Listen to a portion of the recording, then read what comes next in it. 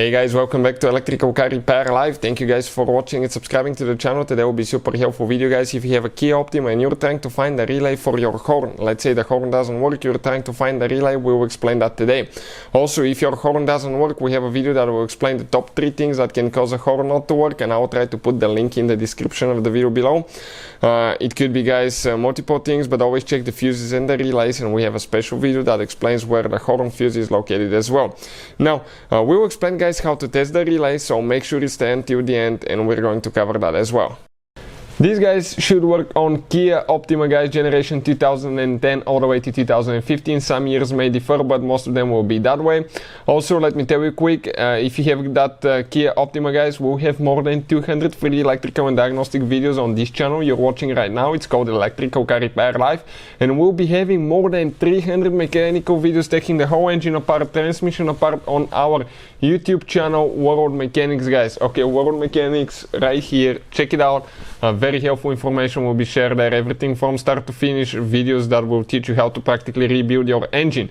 In addition, if you need to buy any parts, tools, anything like that, we'll share the link in the description of the video below for your convenience. Why we make all these videos? Because our mission in the shop is to save you as much money as we can. Let's start on it now.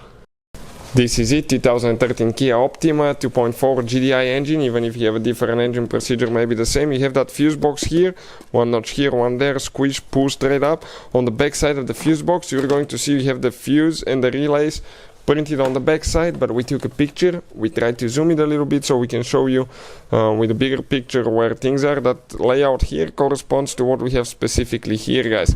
The relay that we need to check, it's called horn. We have another one that's called horn, but this is the alarm horn, guys. That's for the security system, and this is located, okay, you can see right there. Now, the one that we need to check, it's actually only this one, okay. And how you guys do that? Get the pliers, okay. It's easier if you get the pliers sometimes. I recommend to do it with hands, okay. Just grab it and pull it really strong, guys, and you'll come out. And if you need to purchase a new one, we'll put the link in the description of the video below where you can get the relay for a really good price, because sometimes those things are really hard to find. Also, if you need to test it and find out if it's good or bad, what we'll recommend, we have a video that explains how to do that on Hyundai and Kia.